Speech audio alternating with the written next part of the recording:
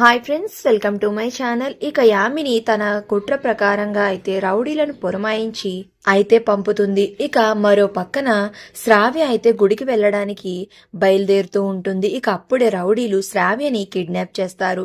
Kidnap చేసి కారులో అయితే కొట్టుకుంటూ అయితే తీసుకుని వెళ్తూ ఉంటారు. ఇక అప్పుడే గుడికి వెళ్తూ రోడ్డు మీద నడుచుకుంటూ వెళ్తున్న అహల్య అయితే శ్రావ్యని చూస్తుంది. చూస్తూ శ్రావ్య, ఎవరు నిన్ను వాళ్ళు కిడ్నాప్ చేసి తీసుకుని వెళ్తున్నారేంటి అని ఆ జీప్ వెనకాలే పరిగెట్టుకుని అయితే రోడ్డు మీద వెళ్తూ ఉంటుంది. ఇక కడుపుతో ఉన్న అహల్య తాను కడుపుతో ఉన్నాను అని కూడా మర్చిపోయి ఇక శ్రావ్య కోసం ఆ కారు వెనకాల పరుగులు పెడుతూ వెళ్తూ ఉంటుంది. ఇక లోపల ఉన్న రౌడీలు శ్రావ్యని రక్తం వచ్చేలా కొడుతూ హింసిస్తూ ఉంటారు. మరో పక్కన గౌతమ్ అయితే ఇంటికి వెళ్లి అహల్య కోసం మొత్తం వెతుకుతూ ఉంటాడు. ఇక అహల్య ఎక్కడా కనిపించకపోయేసరికి హాల్లో ఉన్న అవంతిక దగ్గరికి వెళ్లి, అక్క, అహల్య ఎక్కడికి వెళ్ళింది, కనిపించట్లేదు అని అయితే అడుగుతూ ఉంటాడు. ఏమో నాకు తెలీదురా, వెళ్ళి నువ్వే వెతుక్కో అని అయితే అంటూ ఉంటుంది అవంతిక.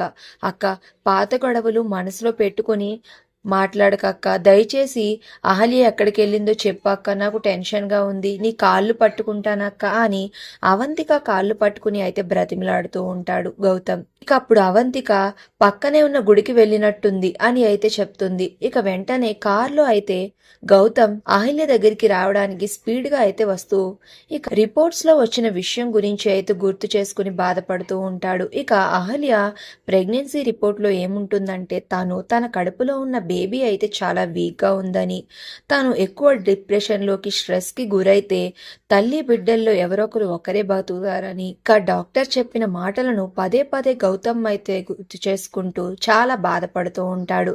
ఇక మరో పక్కన రౌడీలు అయితే ఇక అహల్యని చాలా దూరం పరిగెట్టించిన తరువాత ఇక శ్రావ్యను కారులో నుంచి అయితే తోసేసి ఇక వాళ్ళు స్పీడ్ గా వెళ్ళిపోతారు. దాంతో శ్రావ్య అయితే ఒక రాడు మీద పడిపోయి తన తలకి బలంగా దెబ్బ తగిలి ఇక స్పృహ కోల్పోతుంది. ఇక అహల్య అయితే శ్రావ్య దగ్గరికి వెళ్ళి, శ్రావ్య, లెగు శ్రావ్య, అయ్యో రక్తం చాలా పోతుందే, ఇప్పుడు ఎలా అని ఇక లిఫ్ట్ కోసం రోడ్డు పక్కన అందరినీ కూడా ఆపుతూ ఉంటుంది.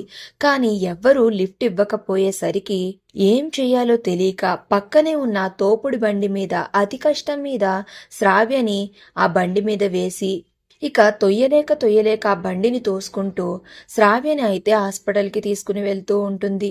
ఇక బలంతో తొయ్యవలసి రావడం వల్ల అహల్యకి కడుపులో కూడా కాస్త పెయిన్ గా అనిపిస్తూ ఉంటుంది. అయినా అదేమీ పట్టించుకోకుండా తన కడుపు మీద ఒక చెయ్యి వేసుకుని ఇంకో చేతితో బండిని తోసుకుంటూ శ్రావ్యని హాస్పిటల్కి అయితే తీసుకుని వెళ్తూ ఉంటుంది అహల్య.